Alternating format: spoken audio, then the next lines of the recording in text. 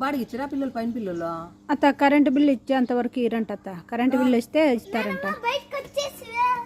బయటకు వచ్చేసివా? వచ్చినా నీకు రాకూడదా?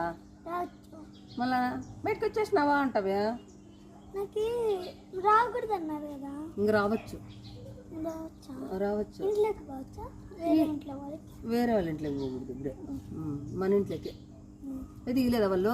ఇలేదత్త. నువ్వు అడిగకూడదారా? బాడుగులు వసూలు చేసేలేదా?